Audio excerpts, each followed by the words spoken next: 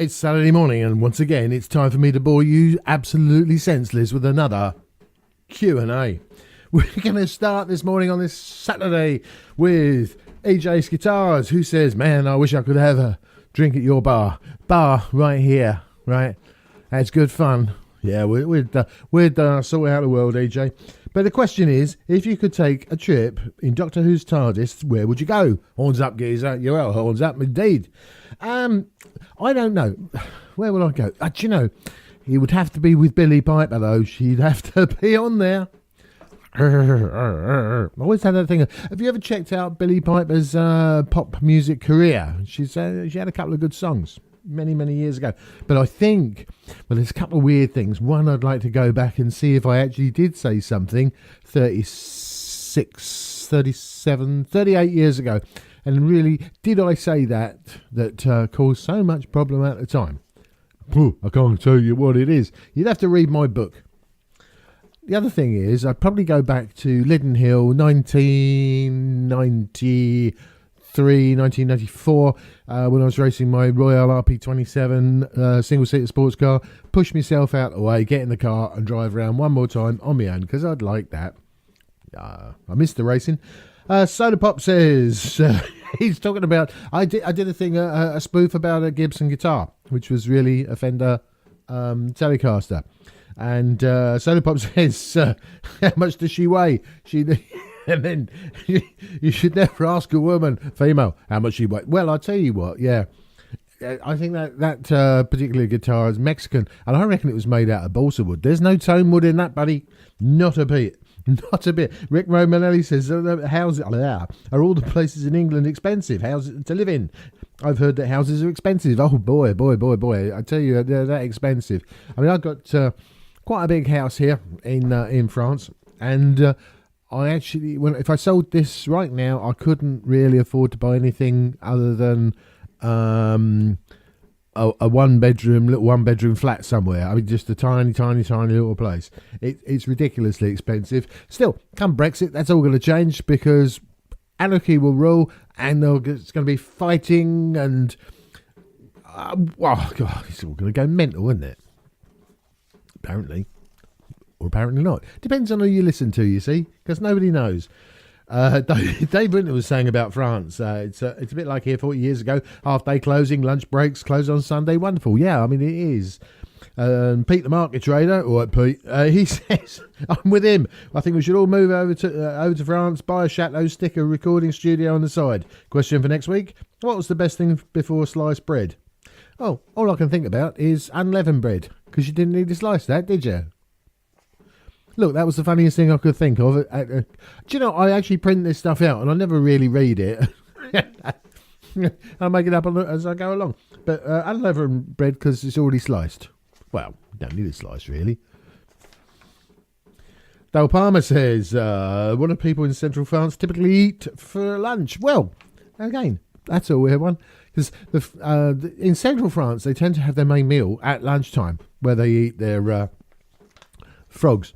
Legs and stuff. Do you know, one of the weirdest things about here is you think France, you know, it's the capital of haute cuisine and what have you, and they eat packet mashed potato, and I can't get my head around that. I remember the first time a French lady came here for lunch, and she had some mashed potato, and she said, "Wow, what brand is this?" King Egberts. You know, they're just potatoes.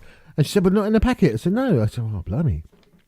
And, yeah, they eat a lot of packet potatoes. But they have their main meal, whether it be, you know, steak or whatever. But they don't, in the evenings, a lot of them just have soup, which is usually sort of all the leftovers punged into a pot with an OXO or stock cube, yeah?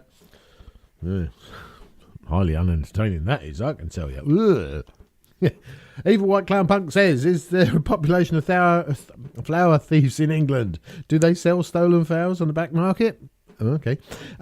Do they take them to a pawnbroker? We need to know this Saturday. Okay, yeah.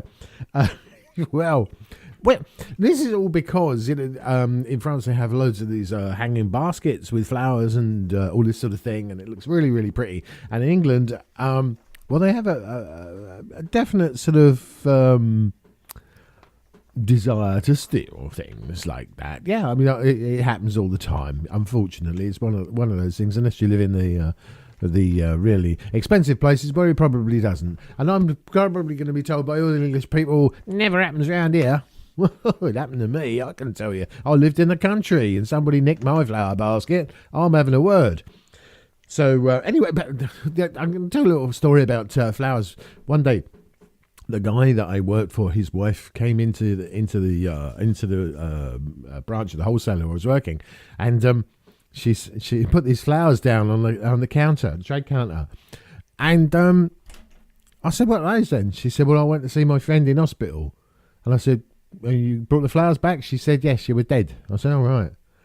And she was going to throw, and she actually put these flowers in a bin. And I thought, well, I can't have that. That's a waste of flowers. So I took them out of the bin and took them home and gave them to Julie. And she said, why are you giving me flowers? I said, well, I explained the story and she was fine about it. She said, oh, yeah, no worries at all. So the next day, my boss's wife had found out that I'd given Julie these flowers, and she went mental. She said, "You giving your wife dead person's flowers? I'm going to phone her up. I'm going to give her a hard time." And I said, "Well, she knows."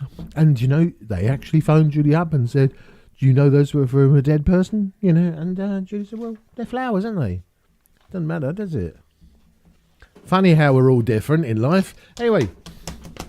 He says, ruffling his papers. That's about it for today. I played a gig last night, which was kind of fun, I suppose. It wasn't the best supported gigs. In fact, it was the worst supported gig of the year.